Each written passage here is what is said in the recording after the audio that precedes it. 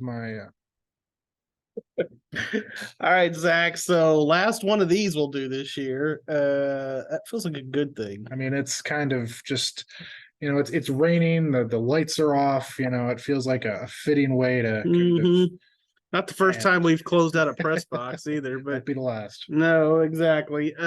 So boy, of all the losses this year, I mean, I know a lot of them sting, but man, this one had to really sting for Baylor just because, it was right there for the taking. They came back, looked dead in the water in the first half, other than two just incredible kick returns from Richard Brice. But that was really the only highlights in the first half. And then the second half, I mean, where did that offense come from? Man, that's kind of like the team that I think Dave Aranda and many people, including myself, kind of thought they would have. I know, obviously, Blake Shapen wasn't playing. It was Sawyer Robertson, but he was having a really good day. I think he completed his first 10 passes. Richard Brice kind of showed up in the second half. The defense got a big fourth down stop there. And,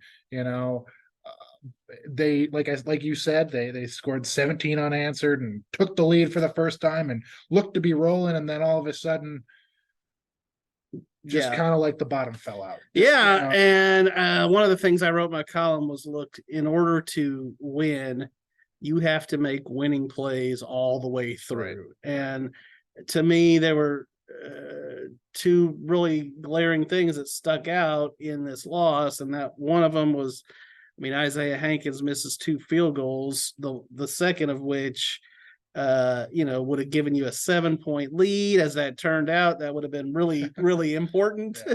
I mean, at the worst, she would have gone to overtime. And then, just that last series for West Virginia, the defense that we saw through the first half showed up again for Baylor. I mean, and they don't even cover the guy coming out of the backfield. Who had the winning touchdown? White. White. The running back just on a wheel route. Completely uncovered. Just got past him and there was no one. Yeah, and so now we turn our attention to the offseason. Obviously, a lot of the focus of the post-game interview was about, Dave Aranda's job status. I wrote in my column, I mean, and I hated to do it. And I said I hated to do it, but I think that, and not that this one loss costs Dave Aranda his job, but just the way it just continues to spiral and spiral and spiral. I think, there's certainly, I mean, I'm putting it at least 50-50 that, that he loses this job. I mean, it's just, if they had shown some improvement, if they'd won a game they weren't supposed to, like maybe today, then it's easier to justify. Yeah, and I think it was pretty clear that he's hitching his wagon to the young, the young group that they have on Baylor. I think he said in his coach's show that he thinks that group will win a Big 12 title, and obviously Caden Jenkins has had a big year. He's coming back. Whatever. Richard Brice, as someone I talked to people in his life before, for a deep feature earlier this year, I know he is very committed to Dave Aranda.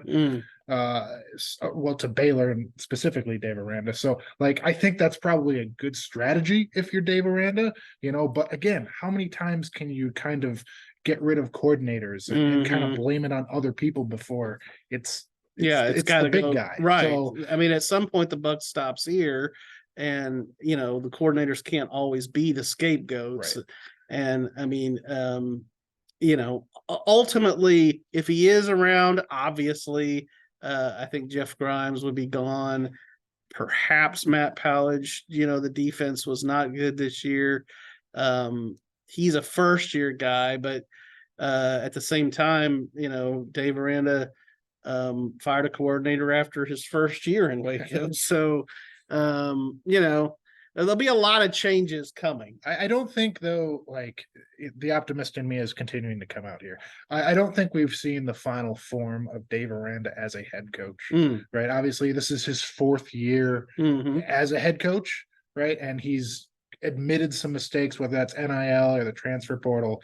So like, if you want some kind of sunshine and rainbows to kind of get you through the offseason, I don't think, whether it's at Baylor or somewhere else, we have not seen the final form of Dave Aranda as a head coach. Yeah, so, I think that could be true. We'll see. I mean, I guess I just relate to Dave Aranda more than other people. Well, no, I that's good. I mean, I one of the things I said in my column was I think he'll be a first ballot inductee in the Nice Guy Hall of Fame. I mean, one of the most intelligent, thoughtful guys I've been around in terms of coaches, and honest, brutally honest. Maybe even to his own, sometimes to his detriment. Yeah.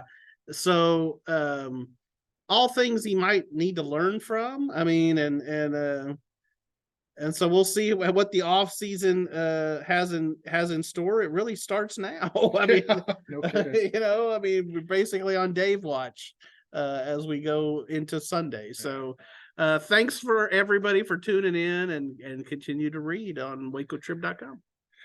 Thank you. Thanks.